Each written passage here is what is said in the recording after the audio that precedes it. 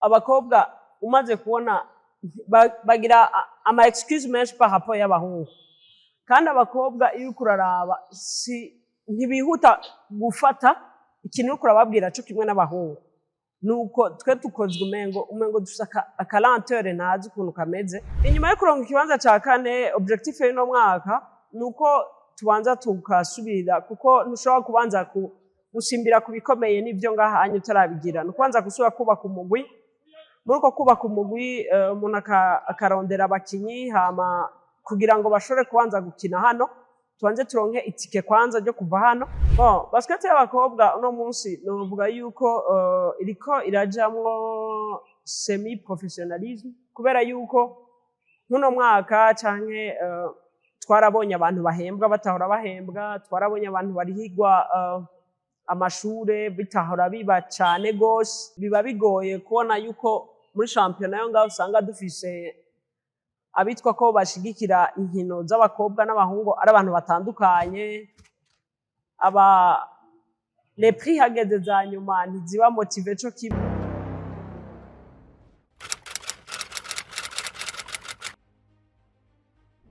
Amazina yanje nitwa Gateka Belize, nkaba abandi bakanyita Bebe Gate, nkaba ndumumenyereza muri equipe yitwa Rezi.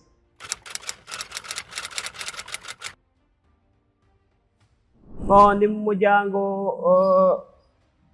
navutse nk'abandi, ngira kabiri mu muryango wacu, hama gutangura gukina basket navyo ukuntu byatanguye, na FC mon frère yakina basket, niwe yatanguye kunyigisha. Natanguye kubona zarakina nkaja kumurorera, hama ico gihe yarakinira, twari twavuye ngahe Bujumbura tuja kuba ruguri Bururi, atangura gukinira ishure, hama arakinira province, hama tugarutse ino je natanguye gukina ruguru Ibururi. Ngeze muri secondaire nakiniye ishuri, hama tumaze kuza ino niho umuntu twabana yakinira muri equipe ya Bercosta, hama arantwara arambwira ati ndafise equipe nje gukinamwo, nandi ndamubwira nti uwo ntwara tukajana, shika nsanga hariko hagira equipe yo muri C, hama nanje bacanshira ntangurira muri B. Twarakina province mugabo ico gihe ntitwikarifya gukina, ico gihe bagikina championnat national ntitwagera kure, kuko ntitwari turi benshi babizi gose.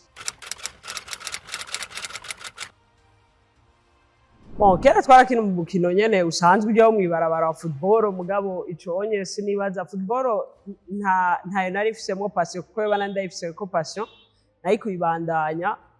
Niyo mpamvu na frère kubera yakina basket byaciye binyorohera kuja muri basket.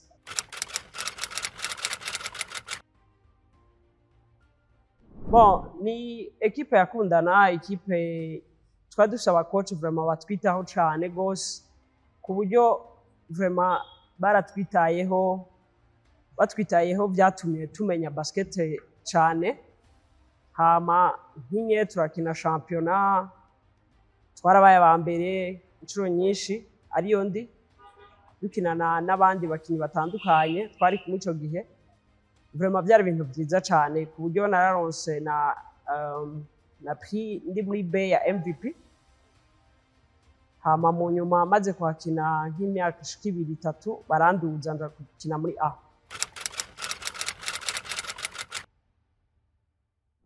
Ico gihe equipe zari zikomeye, je ngishika equipe yari ikomeye, hariho equipe yitwa CGS, hama mu nyuma haraza equipe yitwa The Family yo mu Kinama, mu nyuma hariho iyindi vyitwa ko twarivarizanye ico gihe na yari Legazelle. Ego ama interscolaire twarayakinye inshuro nyinshi cane gose, kuko nazo nyene zaradufasha ko les après-midi twaragira ama entraînement ya equipe, kubera abakinyi bo muri B ntibagira ku mugoroba, twagira les après-midi, ama twaca twongera twaja gukina no ku mashuri. Urumva baradukenera, iyo badukeneye twarakiniye ama equipe, kubera twe twari muri kote yo mu Ngagara, twarakina match z'ama interscolaire, twongera twakina na match zategurwa na Centre Jeune. Umva ico gihe byose na match yagerageza kudufasha kugira ngo umuntu ashobore kuduzanira.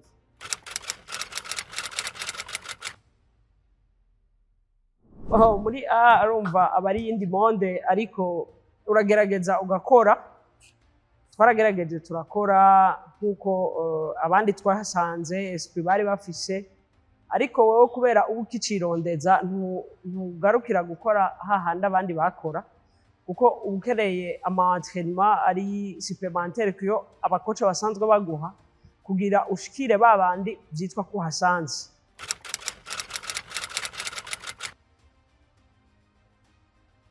Ikintu cyambere cyangoye novuga yuko wategereje kubanza kurondera ikibanza kwanza.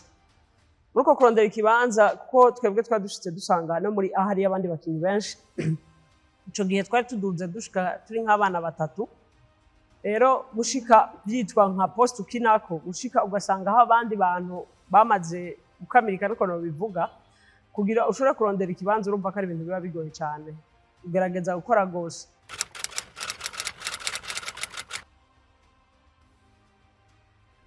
Ico gihe dushitse muri Berco Stars harimo abakinyi bitwa ba Pasi, ba Belize Mugisha, ba Endouane twarakinanye gatoyi, ba Melise, Dada twarakinanye kandi na Giti niho twari dugishika nawe nyene twari tuduganye iyo saison. Twari dufise abantu benshi vraiment, twarakinanye n'undi yitwa Sandra nawe nyene twari tuduganye akina ubu mu Rwanda.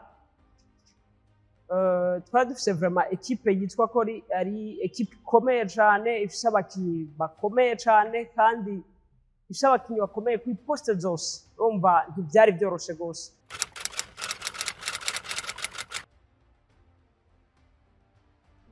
Ico gihe imigwi yindi yari ikomeye twari varizanye ari Legazelle. Abakinyi yari ifise abakinyi nk'abana. Ico gihe yari ifise abakinyi bitwa ba Dorine, ifise abakinyi bitwa ba Nyela, ba Ninette, Yuga yaraza nawe nyene agakina, Josiane yakinye gatoyi ariko we yakinye imbere yacu. Urumva yari ifise abakinyi bari bagiye bakomeye vraiment nawe nyene ko hari igihe yadutsinda rimwe na rimwe natwe twayitsinda.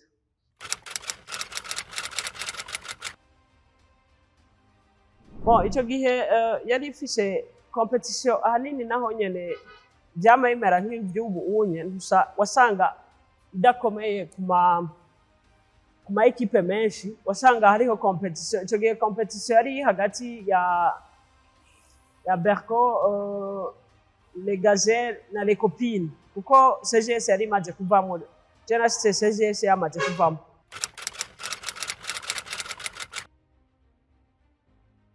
Equipe nationale yarigeze kuba 2 fois, imwe yabaye baja gukina mu Rwanda, iyindi yabaye baja muri Tanzania.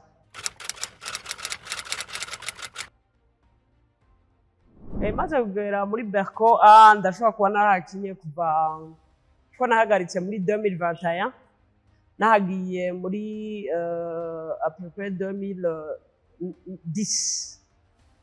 Rero umva nahakinye umwanya utari mutoya.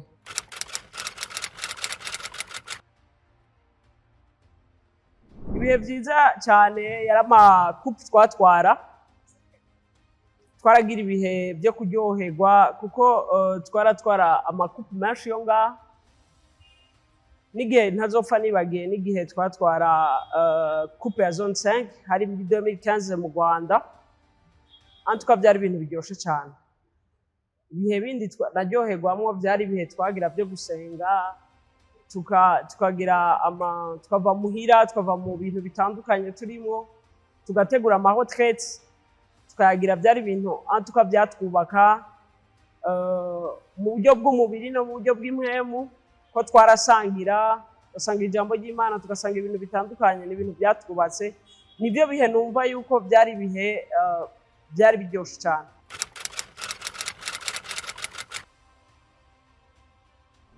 Ibihe bibi novuga yuko icambere ni igihe tubuze umukinyi twakinana, twarakubiswe n'inkuba kandi Imana ikomeze imwakira ahari.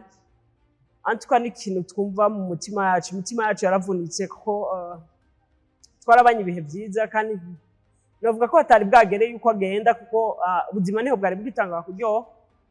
ibindi navyo bafu ubuzima ibihe bibi twabamwo ni igihe ugize defete de toute façon nta muntu yishimira kugira defete canke gutakaza nka championnat national ari guha sorti nivyo bihe bibi nabo mbona yuko twari dufise.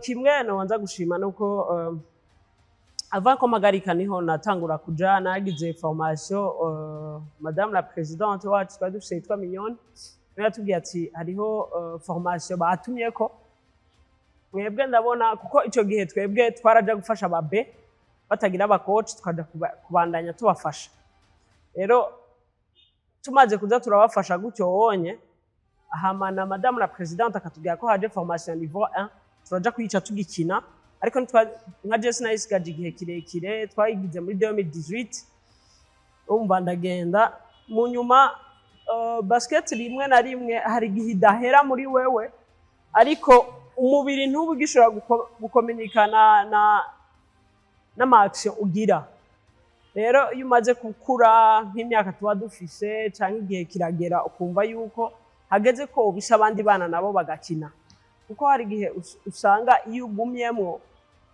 usanga hariho place undi mwana akiri muto utwaye numva byaroroshe cyane yuko umuntu yo decide guheba amanca ndaheba hamanca ndaja muri carrière y'ubukoci.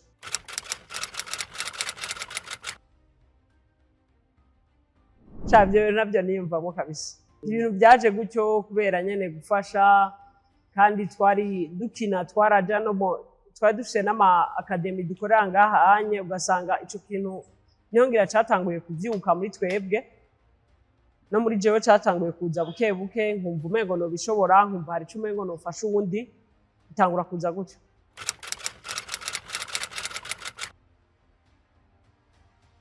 Bon kimwe ndabishima cyane kuko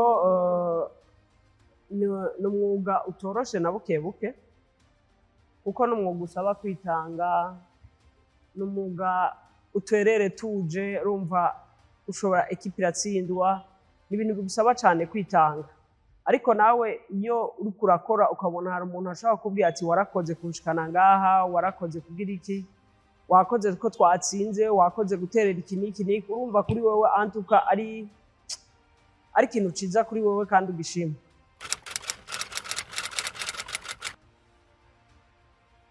Umwana kwanza bivana n'umwana ukuntu angana kuko nk'umwana afise kuko turafise mu makategori d'âge atandukanye turahera ku myaka 3 turahera ku myaka 3 kuduga nk'umwana w'imyaka 3 canke 5 nyovuga ngo ndiko hari ikintu ndamubonamo ariko uyu mwana amaze gukuramwo imyaka nka 15 12 14 urabona ati umuntu arafise talent muri we kubera yuko ikintu ubona urabona ukuntu ashobora touche de balle yiwe skills ziwe ukabona ukuntu ashobora gukina kubera hariho utu mini match umuntu abakinisha ukabona ko umwana arafise potentiel arafise ikintu kidasanzwe muri we rero igisigaye uri nk'umukoca no gusigara kuvomera iyo ngabire yiwe kuko iyo ataronse umuntu agerageza kuzaravomera iyo ngabire yiwe iragenda kuko muri basket si ibintu vyuka mu gitondo gutora ahantu hariho hose biragusaba entraînement nabo bana rero kugira ngo dushobora kumva yuko hari ahantu bashobora gushika nuko bategerezwa kuguma iyo ngabire yabo tukomeza tuyivomera nk'abakoca.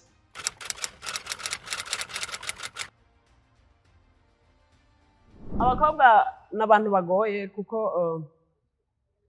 sinovuga yuko ngira turemwe tugoye mu buryo ntatahura kuko abakobwa umaze kubona bagira ama excuse menshi par rapport y'abahungu kandi abakobwa iyo kuraraba ntibihuta gufata ikintu uri kurababwira cyo kimwe n'abahungu nuko twe tukozwe umengo dusaka akalantere nazi ukuntu kameze ariko bivana hari igihe ugera ahantu nabo bagatangura bagatahura bakagira iki isufi juste ko utwo tuntu duto ugenda uradukorerako ukabaforja cyane ubwo uraduforja biratinda bigakunda.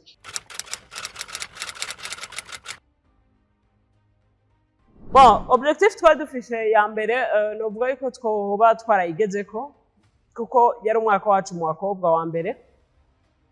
Muri shampiyona twaragerageje turakina turatwara ikibanza ca mbere, mugabo muri playoff twaciye tuba aba kabiri. Hama turasohoka umwaka wa mbere wacu, turagira amahirwe yo kuronka itike ryo gusohoka kuja gukina zone 5. Hama muri zone 5 naho nyene twararonse ikibanza ciza nka equipe yitavye ubwa mbere, nka equipe irimo abakinyi bamwe batamenyereye competition, dufise n'abanyamahanga bariko baradufasha, turaronka ikibanza ca 4. Antuka ni ibintu bishimishije cyane kuri jewe, kuri club nayo nyene, ku bantu bagiye badusapotinga hirya no hino. Antuka ni ikintu ciza twashimye kandi catunezereye gose. Inyuma yo kuronka ikibanza ca 4, objectif y'uno mwaka nuko tubanza tukasubira, kuko ntushobora kubanza gusimbira ku bikomeye n'ivyo ngaha anyu tarabigira. Nukubanza gusubira kubaka umugwi, muri uko kubaka umugwi umuntu akarondera abakinyi, hama kugira ngo bashobore kubanza gukina hano tubanze turonke itike kwanza ryo kuva hano. Hama tumaze kuronka iryo tike ryo kuva ngaha, antuka bizoduha intege nyinshi cyane gusubira gutegura, kuko twarabonye amaerere aba, twarabonye uko bimeze bitandukanye, kuko muri ziriya competition ntibiba byoroshe. Hama tubone ukuntu dushika natwe ku kibanza cyo kuba qualifié, tuva ku kibanza ca 4 tukaja ku ca mbere canke ca kabiri. Ivyo nico kintu ca mbere twumva no mwaka twokorerako.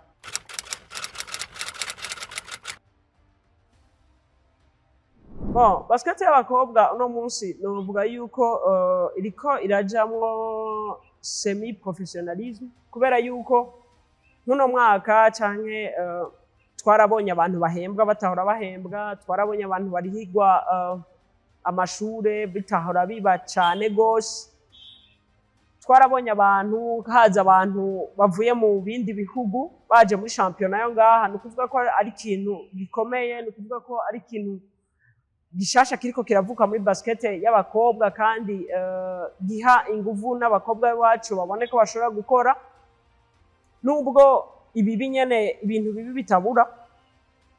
Nko kubona biba bigoye kubona yuko muri shampiyona yo ngaho usanga dufise abitwa ko bashigikira inkino z'abakobwa n'abahungu ari abantu batandukanye. Les prix hageze za nyuma ntiziba motive co kimwe, nombre de match ntiziba zimwe, zategerezwa kuba zimwe côté féminin na côté masculin. Urumva ivyo ni ibintu twitwa ko ari bibi twe tubona. Urumva twari dukwiye kumva yuko twese dushigikirwa mu rugero rungana, twitabira ama competition ngaha haba iyo championnat ngaha, ibitigiri by'amamace dukina bikaba bimwe, kuko iyo twebwe dukinye ibitigiri bikeye by'amamace tuza kubibona dushitse hanze, kuko usanga duhuye n'abantu bakinye amamace menshi, bo ugasanga barafise ntibaruha ntibagira iki. Ariko twebwe kubera ko umwanya wabaye muto wo gutegura amamace twakinye yabaye umwanya mutoyi, ugasanga tugize ivyo bibazo. Ndibaza yuko uno mwaka bashobora kubikosora ivyo bintu, kuko turamaze kubibabwira inshuro nyinshi. Nico twumva kiduha icizere yuko tuzogera kure.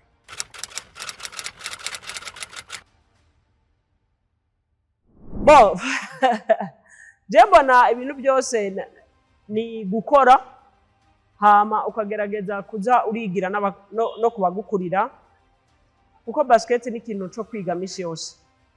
Kuja muri staff y'abahungu baragusonera, barakumva, ikimenyamenya ko na equipe ushobora kuyikoca nuko hari gihe ubabwira ikintu ukabona baragize, cyangwa ukumva wotegura séance nakatashoboye kuhaba ukumva urayidirije kandi kagenda neza. Bisigura yuko no kuyikoca ari ibintu biba byoroshe cyane.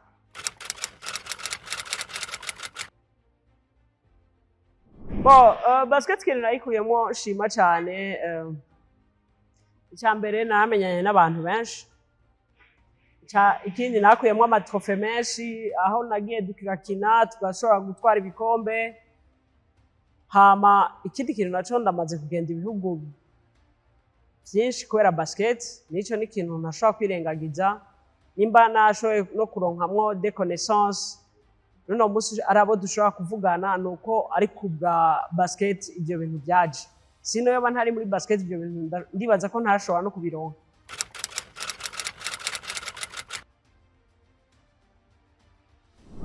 Objectif mfise nuko no umuntu yova muri basket y'u Burundi akaja kwiga ahandi kugira ngo ushobore kuronka kuko mu bindi bihugu usanga bari ku zindi niveau kugira ushobore kuronka ayo ahantu ushobora kuronka ama challenge menshi ikintu kiguchallenginga kugira ngo ushobore nawe kuba mature muri ntuze muri career yawe. So kintu nico kintu cyambere numva ku mutima wanje numva shaka kuva kugenda ko noronka handi hantu nkorera kugira ndonka ama challenge menshi ayo ma challenge amfashe gukura.